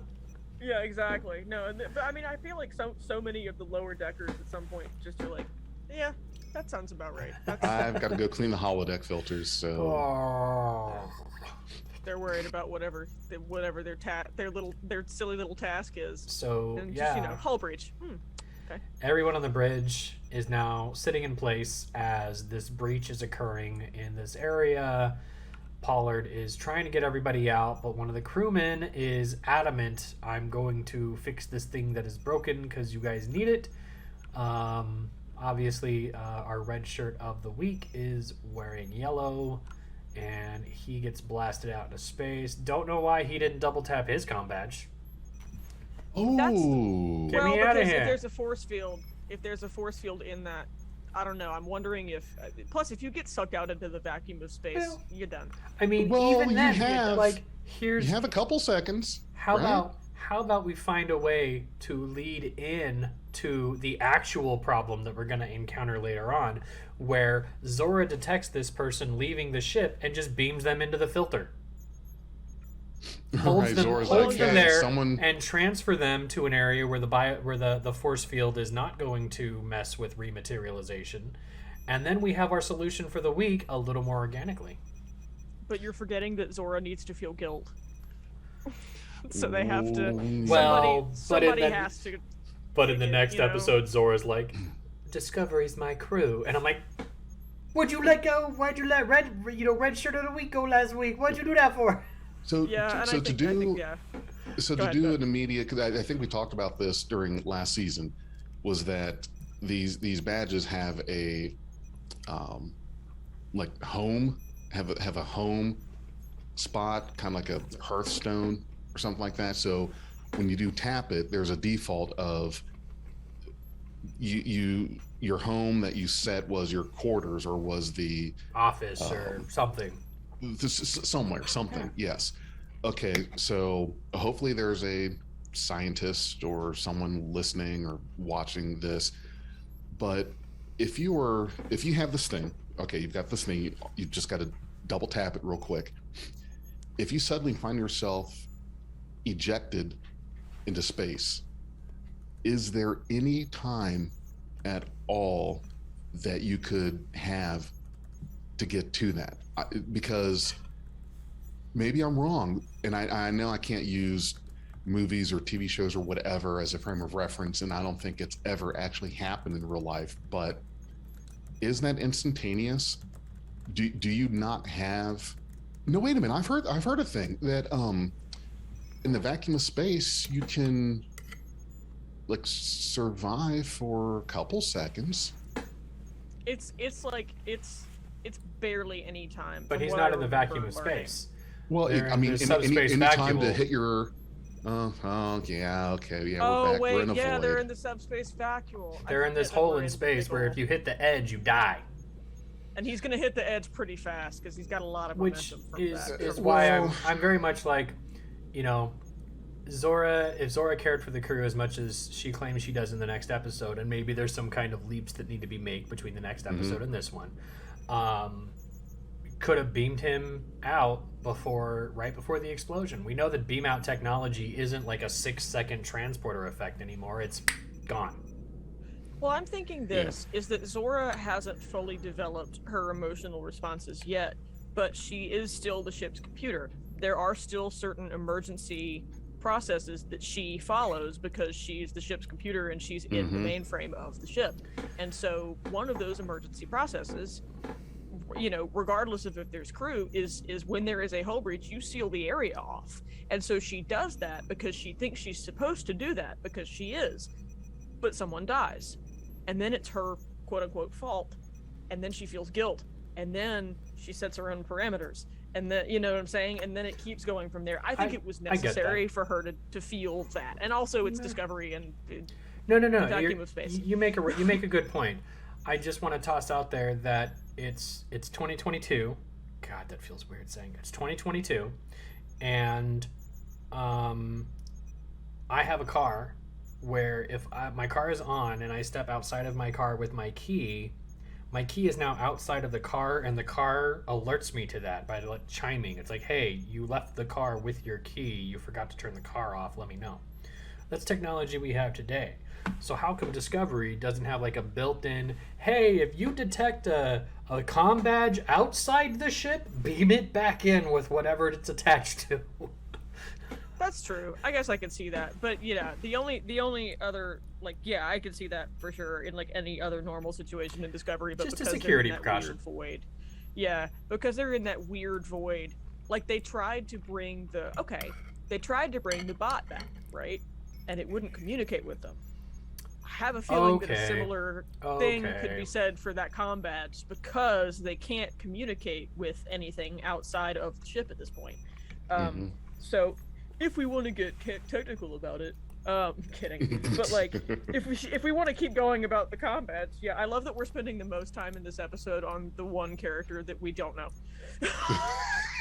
I can't He help just it. died, It and we're like, why did he have to die? Yeah, Damn to it. me, it's just like, double tap your thing. Damn it, you had Yeah. enough. Yeah, we might as well get away from this. It's just Maybe We're gonna loop. he's like me. He's like, why isn't it working? Oh, it's over here. Fuck. yeah, my God. you're screwed now, buddy. You're one That's shot. why he died. Oh, man. Now I'm one with the mycelial network. Oh, could you imagine like tapping the wrong side, being like, Oh. wait. But this God. person's death is reported as very traumatic. Everybody on the bridge is wide-eyed and grief-stricken. Gray is also not happy about what's going on here, but is also able to get Zora to play back the sensor readings that Zora had of the outside of the hull in that moment, and takes it straight to the bridge. And we get a manifestation of Zora's form on the bridge, which is kind of cool. It's like a little sound wave kind of a thing. It's like a friendly HAL 9000. Oh yeah, starts friendly, right? I can't do that, Michael. Wait, no, that's next episode. Never mind. Yes. They Yes. do sort of blend together, these two, a little bit. But yeah, basically, I'm actually. They all panic. I'm blanking. What is it that Zora tells them? Oh, it's the sonar. Right. It's so she can follow. There's a certain. They end up finding that frequency.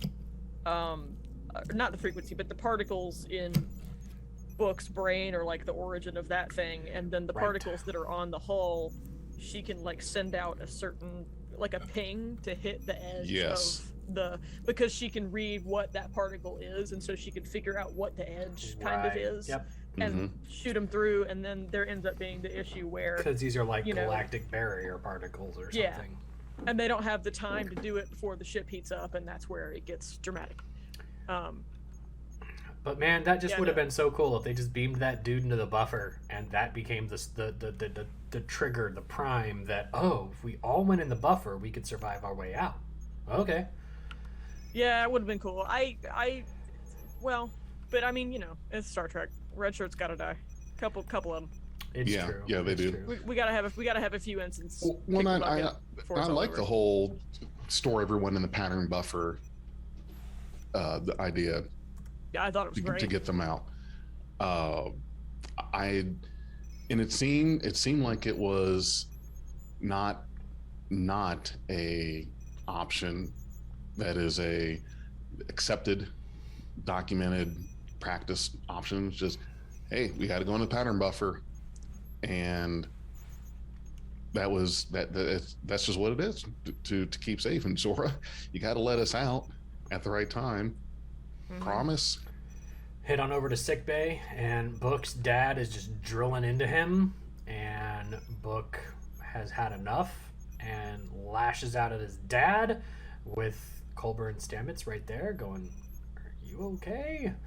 Yeah, that must be crazy to watch. Just like, nah, we'll let him work through it. Except Culber and Stamets have had Adira and Gray for the last year, so they're kind of used to people talking to each other right now. Oh yeah, that's true. I Pattern forgot fair. about that. They're like, yeah, this is a Tuesday. This is normal. Oh yeah, this is fine. Everything's on fire.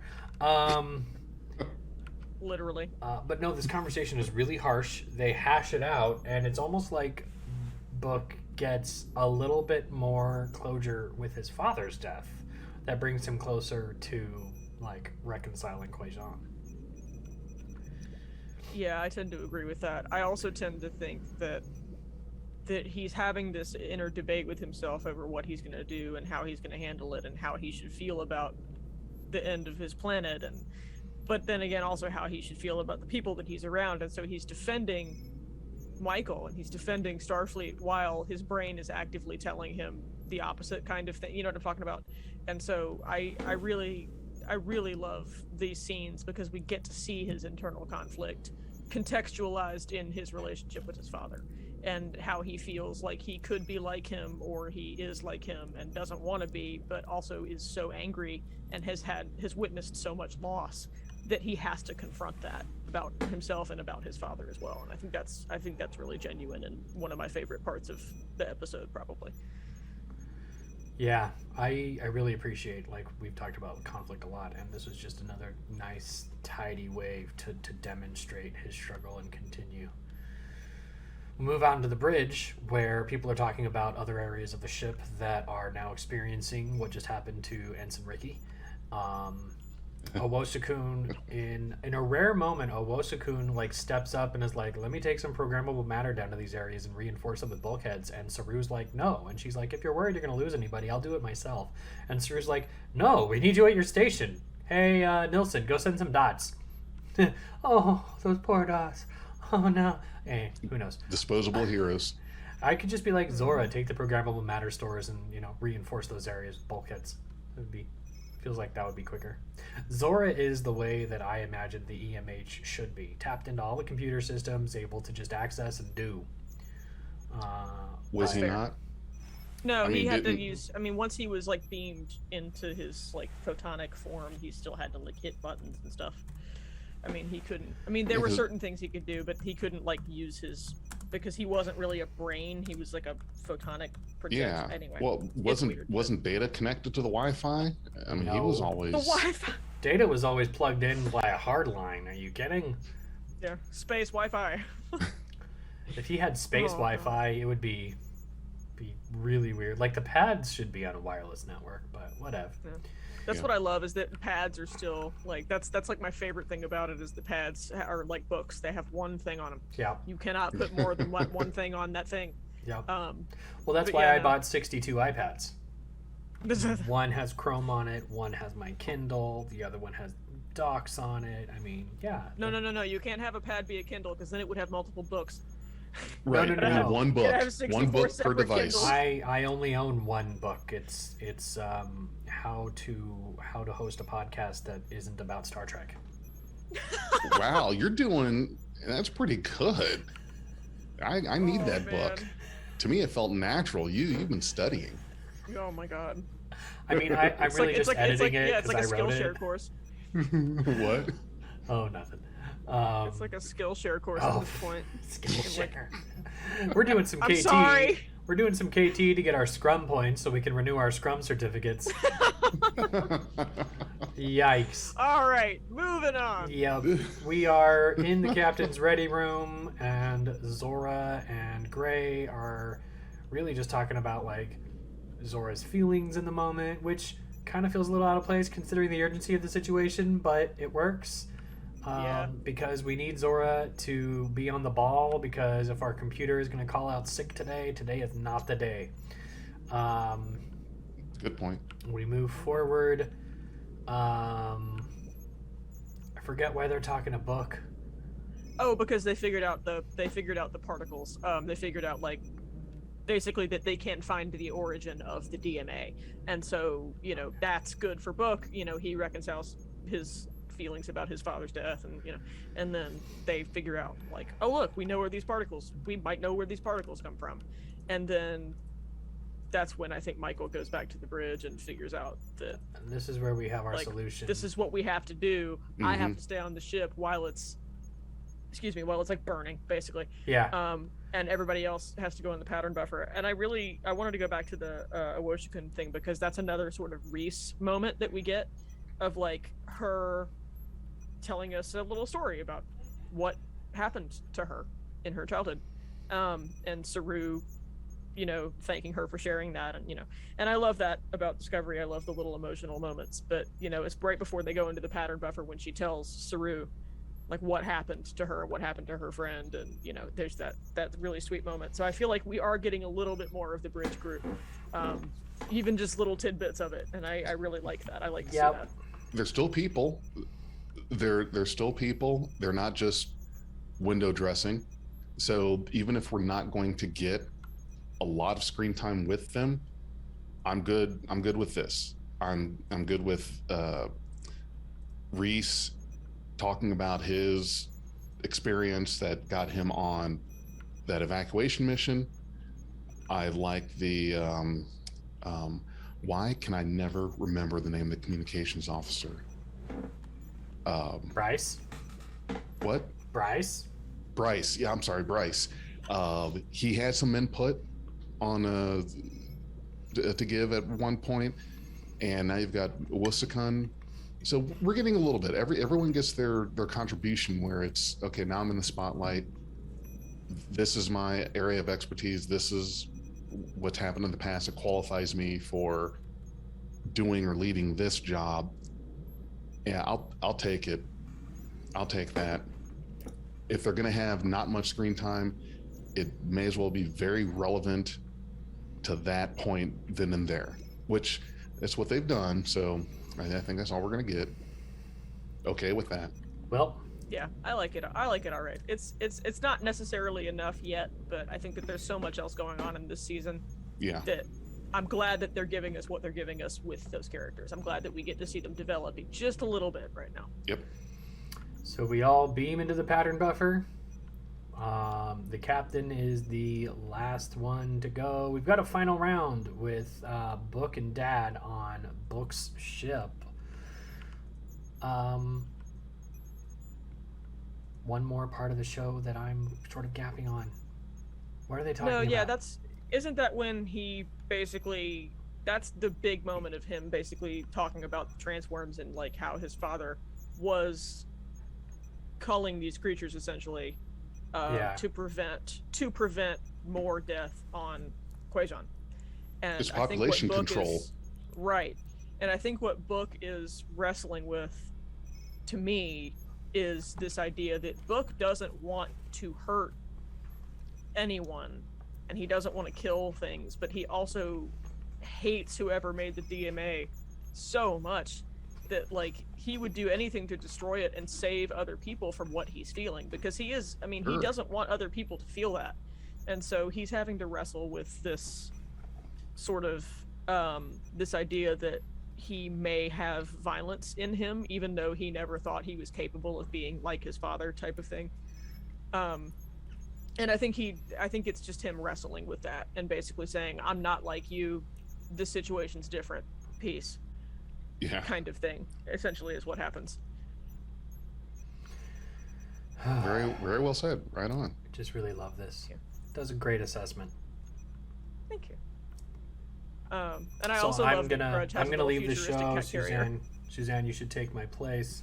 You've got the great. You've got the. My greatest, God, no. no. Bye, Dag. No, Yeah, no. bye. You- See ya. you Just do. make me the host real quick. Let's go. I really appreciate the input that you're giving here. It's really well thought out. Thank you. I It is. appreciate that. It I love. really is. I love Made me Trek. I think. love talking about it. That's Oh, why I Yeah, wrote things it. that make you appreciate that. this is before your guys' time, but things that make you I can't remember what that's from or which, but it's that. Why do I know that? What is Yeah, it? it's way back. Yeah. I think it was the Arsenio Hall show. Yeah, I think it was the Arsenio Hall show, not the Maybe so.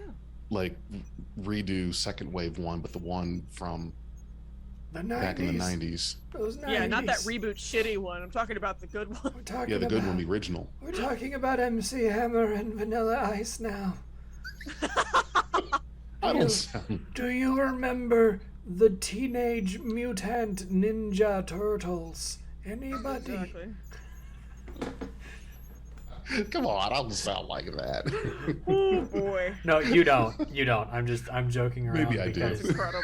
Because we have first person experiences. This is such a all of joy. the Thank 90s. you Yeah. for having me on this. Thank y'all for Um, having me on this. This is a joy. I'm gonna bring it back to the ep though. Book is running okay, yeah. through the hallways with the cat carrier. He's got Grudge and a little cat carrier. Michael is suited up with what can only be assumed to be like it's like one of those suits. EV suit kind of thing. Suit. Yeah, Why, one of why the does he have life Grudge and a suits. cat carrier if Grudge is just going to go in the pattern buffer? Because Because he doesn't want to lose her. hauling him. See- It's like he didn't double tap his badge to go see Michael. He just took the hallway. Okay, that's well. true. But Mhm. hear me out. The only thing about this episode that constantly drives me crazy is that it's like we have 3 minutes until we're eaten alive, and then like there are at least 5 minutes of dialogue about like feelings. Now here's the thing. No. I'm not gonna be one of those people that's like, oh, Discovery, they cry too much. Again, if any of Right. us were on that ship, we would be screaming and pissing our pants. But I feel like sometimes, very occasionally, there are moments in this show where like something is really time sensitive and we have to have like a 10-minute conversation. When I it's know, like, right? I have no problem with the fact that they are exploring human emotion. They are really getting into like the Yep. meat of like these are human beings that have lives and feelings, and they're Yeah. allowed to have feelings. But can we have feelings after we get out of the? Right. Yeah, like Like, we don't that's- have time for this. Yeah, it's just funny to me that that happens. But Well- I love that he has a cat carrier because that's absolutely something that cat owners throughout time will always have. Because he's not going to carry that giant Maine Coon cat down a fucking hallway. You know how mean Maine Coons can be? I'll take your word for it. Well, If she's a and cat. it might even be a different actor cat, one that could actually be in the crate for that long for all those scenes and not like completely freak out on takes. Yeah, exactly. Because cats Um, are hard to hold like that. They're unpredictable. One of the takes that I really like God, about yeah. Discovery is that the final frontier on Discovery isn't space, it's inside. We're exploring Ooh. the nature of what it means to be human and suffer and struggle. And so when we talk about love boldly that. going where no one's gone before, like no one can get there. Only you can get there. And a lot of people have layers and layers of gaslighting and lies they tell themselves, so they don't have to do that kind of introspection. They don't have to get through the muck of growing up or deal with certain traumas or struggles or fights. You know, people wake up every day and they put on that mask of, hi, I'm Mr. Happy, I'm gonna go to work today, and oh, hi Bob, how are you? And if Bob answers, I'm having a really bad day, that doesn't compute because we're all supposed to be happy. And Right. Yeah, but exactly. Discovery is saying, hey, look, all that stuff that's happening out there in space, that is just the foundation for going boldly. where no one else can go. You're there alone. You're there with all of your truth, and you can see all the lies that you've layered onto it. And now you've got to get through all of that because the circumstance needs you to be your access your highest self. Look. Yeah, absolutely. That's definitely true. New tagline. Call on Jay. New tagline. The final frontier is you. Aww. That's fire. I love that. That's all right. That's a mic drop. That'll be in the byline. Remember, everybody, in Discovery, the final frontier is you. But I got to do it like Kron. I got to be better. Yeah. Hey, everybody. We'll work it out. We can work out the details. All right. Could you imagine if somebody like redrew the Uncle Sam pointing cartoon, but it's like a Starfleet admiral? The final frontier. The final frontier is you. I said it's Uncle Vance. It's on your ass. Uncle Vance. It's Uncle Vance. It's Uncle Vance. The final frontier is you. Okay, so we get through this moment. What are we up to? Hold on a minute. We're up to, what do we need to copyright? Tuvix? Tuvix. Final frontier is you. Well, that was the third thing. The Shroom of Requirement. The Shroom of Requirement. Yes. Yeah. All right. Get on that. We need a. This week, the crew gets Tuvixed by something, and then I'm just writing it all down in gibberish. Shroom. Don't run out of ink. Got Tuvixed by an anomaly. Well, no, they were. We could use it as anything. Like you're Tuvixed about this. They got Tuvixed in the anomaly. But you got to remember, the Shroom of Requirement. Tuvixed isn't just we're stuck between a rock and a hard place. Tuvixed is an ethical dilemma where there's no real good answer. Tuvix, you can say that the Kobayashi Tuvix. the trolley problem. The trolley problem is a Tuvix. If you're familiar with the trolley problem. Oh yeah. The trolley problem is a total Tuvix. So we're taking it back. We're gonna make this a thing.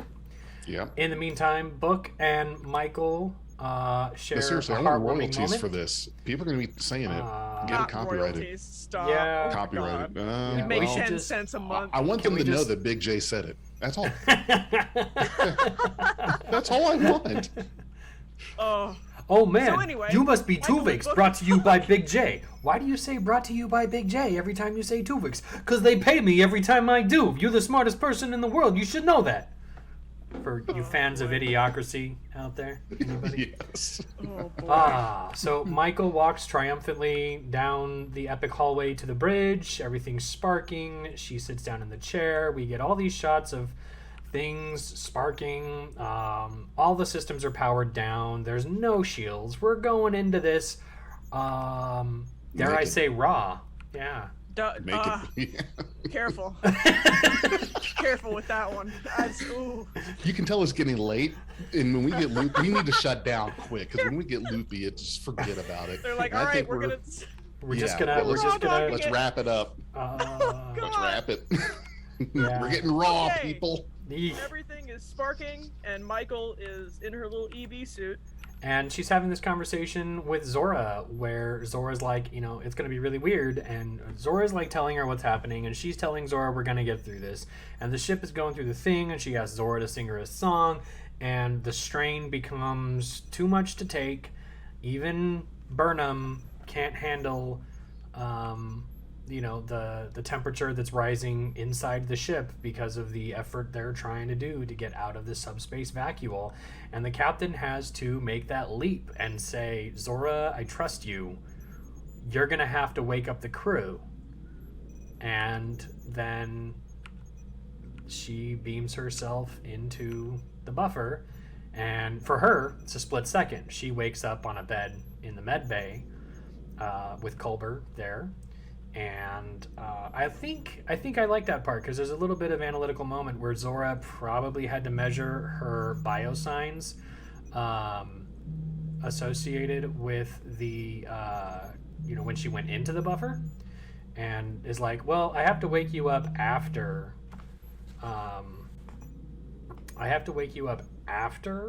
I wake up the doctor because you're gonna need some medical attention. Right. The doctor would be the first one that should get woken up from cryo sleep, pattern buffer, whatever it is. So it's nice that Zora seems to have prioritized the medical well-being of those who might have been in a situation that needed a doctor. And so Michael wakes up. Michael's super, happy that the trust that she placed into Zora seems to have paid off. And for the time being, Zora is not a spooky element in this conversation. She's happy to see Book and Saru, and we fade away with well, I guess we don't really fade away too much, but we definitely end up in a space dock where Discovery is undergoing a programmable matter recon. They burned off the entire outer hull. Kind of, sort of. Yeah. Well, yeah, almost all of it. Yeah, and then was it me, or did the neck of the ship look like it was going to be gone by the time they got out of there? Yeah, it was a lot, and I didn't think that Michael did actually end up beaming herself into the pattern buffer, because I think the whole point was that the whole like captain goes down with the ship, and also that Zora needed someone with her to get her through it. And so I think Michael just passed out, didn't she? Well, no. Okay, I think she double taps her badge right before she wakes up with Culber. Okay. That could have just been something that I missed, like looking down at something, because like I didn't see her actually beam out. I thought she just straight up passed out. So I got beef. You got beef. Oh. Yep, I got beef. What's your beef? Okay, the beef is I get the whole captain goes down with the ship, but it doesn't have to be a suicide mission. Is it I have a perfectly good way of getting off here. It's what I have to do. I'm going to die needlessly. My crew is safe. What purpose would it serve to sit there in that chair and broil for no good reason? The crew's gone. They're safe. Because, well, go ahead. Sorry, I didn't mean to. Yeah. I just that's now if you're on the Titanic, yeah, I get it. Your ship's sinking. You're not going to be the first one off of it. I just think that, to me, the concept of the captain goes down with the ship is more of you're the last one on deck or on duty, but it doesn't mean you're obligated to die. If you can get all hands off, you get to go too. Yes. Once everyone's off the boat, on the island, you see they're safe, you don't have to just stand there. Get your ass to safety now too. Well, the ship isn't a place. It's the crew. Right, exactly. Well, okay, so Zora needed someone with her, just kind of a handhold, be with me here, I'm scared kind of thing, and Burnham holds out as long as she can. Okay, to me that seemed a little unclear. I'm sitting there the whole time watching this saying, what are you doing? Why are you still sitting here? The bridge is melting around you. It's going to be compromised any moment. Get in the pattern buffer. I think that was my beef with it too, is that, like, Zora, I think that her fear probably was that if she left too quickly, Zora would panic and freak out that Michael had, like, been hurt, or it was her fault or something like that, and wouldn't be able to get the ship through. And so I think that maybe the only reason that I would say that Michael stayed that long is because A, Michael is a tryhard because she is a captain of a ship and that's how life goes. Yeah. And B, that Zora, at this point, she does trust Zora, but she also knows that Zora is sentient and knows that Zora is scared and hasn't had to deal with fear that often, and so doesn't know how to handle it. And so to me, A, probably because, Zora needed somebody to hold her hand because fear, and B, because Star Trek peril. Yeah. Well, and the first time you experience fear, you're not going to know what to do with it. You've got to go through that a lot. I mean, look at how Data handled the first time he had fear. Couldn't get to Geordi, had that regret over that. Well, but that was new. And you've got another sentient life, quote unquote, life form that's experiencing that fear for the first time. And you've got to get that person through it, whether that person is an actual person or your ship. Because you're right. Panic at the wrong time because you don't know how to work that fear or process it. You ship's in peril or something. I can't imagine what would happen that would have been worse. But yeah, shit was going down. And that was the worst time to experience fear for the first time. Yeah, no, and I think that because Zora is so young, not young in years, but young and like hasn't experienced that. Young and in as awareness. a kid, like you don't have the brain power to handle fear in the same way as an adult does. And she's never experienced it before, and she's basically like a child. It's like, hi, I get that I'm supposed to do this, but I don't want to. I'm nervous. I don't like this. And so I think that Michael just doesn't necessarily, trust Zora she trusts Zora's intention. She doesn't necessarily trust Zora's future or her actions yet. And so because of that, she's responsible for like, what is it, like 100 people? She's responsible for a lot of people. And so if she bails out, too quickly, and Zora, then that's her and hundreds of people. Whereas if she stays a little too long and maybe perishes, her crew's gonna be fine because Zora is gonna see. You know what I'm saying? I think that's probably why. But I still, part of it is just Star Trek has to have peril, and it's TV, so right. It's good TV. It's television. It's Michael a television stayed show. as long as she possibly could to ensure that there wasn't a crazy ship-wide system blowout that would endanger the crew.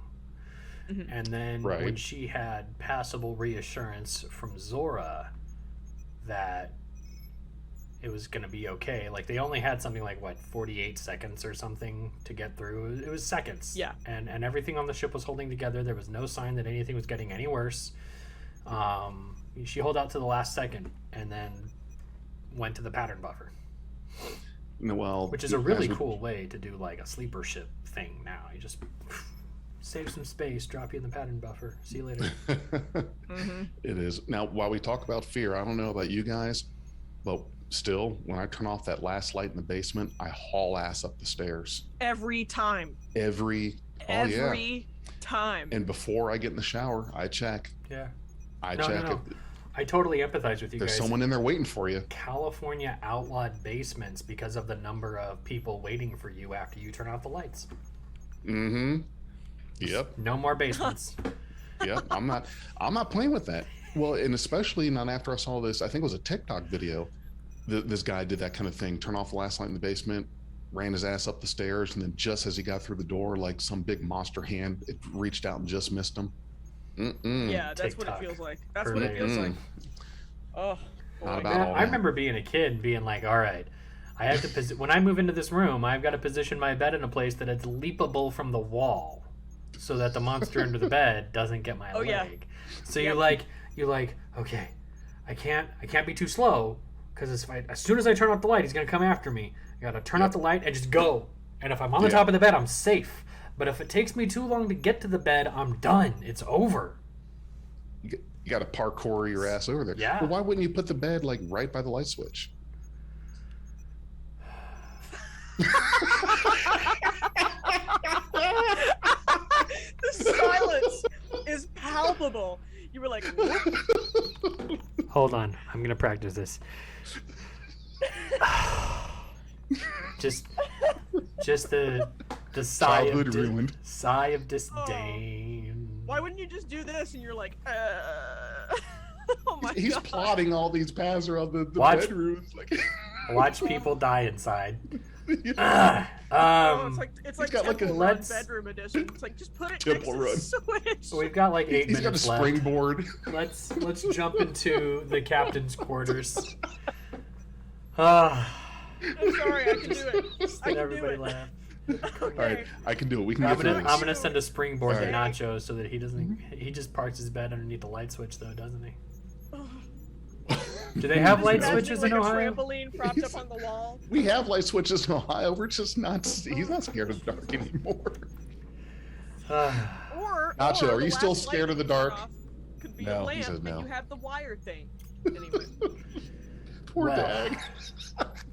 Look of Sorry, man. silence. No, that was great. I'm sorry, man. No, Oh. it's cool. It's cool. Like, why didn't 9-year-old me just put the bed there? Move the bed, 9-year-old Dag. No. Dag is just like moving like a 400-pound object. I mean, but if you move the bed, you expose the gateway. You don't want the gateway to be exposed. the gateway. That demon's just gonna walk out and move your bed back in the middle of the night, and you're gonna wonder where you are when you wake up in the morning. No, everyone knows monsters come from closets. Just ask Monsters Inc. Yeah. Nah, see, Someone's gonna come eat your toes or something. Wow. Monsters Inc. is one way, but if you've seen Little Monsters, they all come from under the bed. Yeah, it's true. That's a good point. movie, Little Monsters. I will say I used to never like hang one foot out of the sheets because I was afraid that like something was gonna come up from under my bed. Be like mine. Someone's gonna bite you or scratch you. Anyway, speaking of podcasts that aren't on track, Yeah, let's power through let's this. be on track. The Beyond Please. Afraid of the Dark podcast. Oh, boy. We've got Michael in her room. She's talking to Zora. Zora's very kind of like, I'm not gonna use the word jealous, but really likes that Michael has this cool tree of life and wants one for herself. And so Zora asks if she can make one, and she does. And it's beautiful, and it has everybody on the rungs, and it's the whole crew. And you see Nilsson and Adira and Jet and Saru and Kolber, and it's a nice way to show that this character, this new life form, is building the same kind of connections that Discovery talks about. And I think it's going to be very interesting to see where Zora goes from here. Obviously, episode 7, we know a little bit more about some of the complications of being an emergent intelligence when you have knowledge that other people want from you, but that you think will hurt people. But, that's why I have the mantra, I'm nobody's savior. You guys want to go do it? Fine. Here's the coordinates. Go. That is a you problem. You're right, that's a you problem. Zora, this is a mantra in you life. problem, and you're my problem, so I need you to give me the coordinates. But we'll talk about episode 7 another time. We're going to wrap up here for episode 6. Thanks for bearing with us for this whole 2 hours or so. Yeah, So, episode 7 is going to be next. We also have Prodigy's back on the air, so stay tuned for more Prodigy coolness. Be on Trek will be back next week, catching up on all things Discovery and Prodigy. In the meantime, hang out with us on Twitter at Beyond Trek Pod. You can catch me, Dag, at Trek Nexus. Suzanne? So you can catch me on Twitter at Captain Janeway, and that first A is an X, because I thought I was edgy. I talk about Voyager a lot. I talk about Prodigy a ton, and I'm really excited that it's back as well. And I also tweet about pretty much any other Trek that comes along. So, Now, this may be obvious, but just want to clarify, just in case I'm not the only one. The first A is an X. The first A with the captain, first X yes. with the Janeway. So the first A in Captain is an X, and it's all lowercase. So at Captain Janeway, and that first A is an X. I will change that eventually, but someone has the Captain Janeway handle that I want. It's always one of that these one. days. Thank you for the audience for being here this whole time. We love you so much for always going boldly with Beyond Trek Podcast.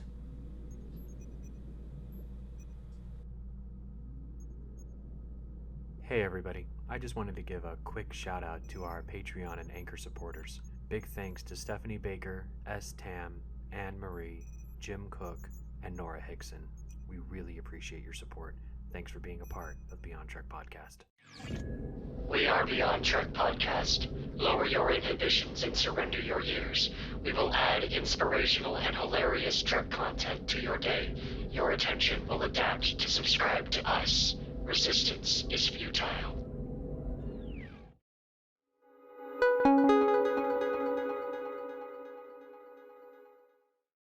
It's like that. It's like the '90s.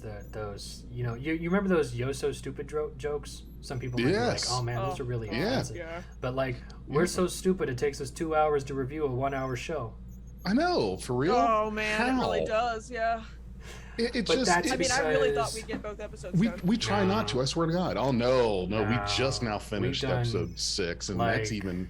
No, that's not That's a happening. 3-week-old episode. We're when trying to we've- catch up. We still can't do it. Yeah, when we do 2 episodes in a row, we easily go almost 4 hours. It's bad.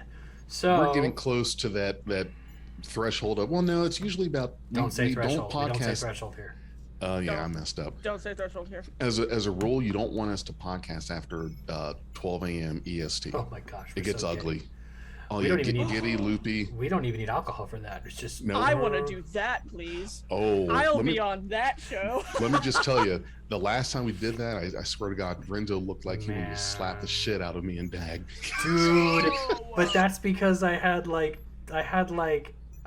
3 drinks in front of me planned for that episode, and I drank them all like half an hour Dag was before drinking. the show I was ended. I sleepy. was just like slurring the whole time. It was terrible. No, not my- slurring. Yeah, That no. published? He got Yeah, banned. yeah, we published that.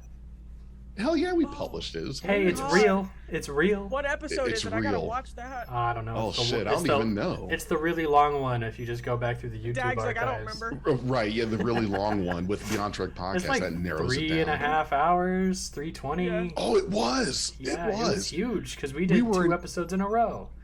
We were an hour in, and Renzo was like, "We haven't gotten to the opening credits I yet." know. And it was like, "Oh, we're fucked." Oh my god. Oh my god, That's just that's the thing. It's amazing. like, I love that I asked. we, Like, we- I ask you, like, what episode is it? You're like, Dag's like, I don't fucking remember.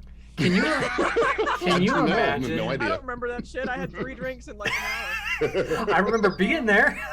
Yeah, about it. yeah, we were there.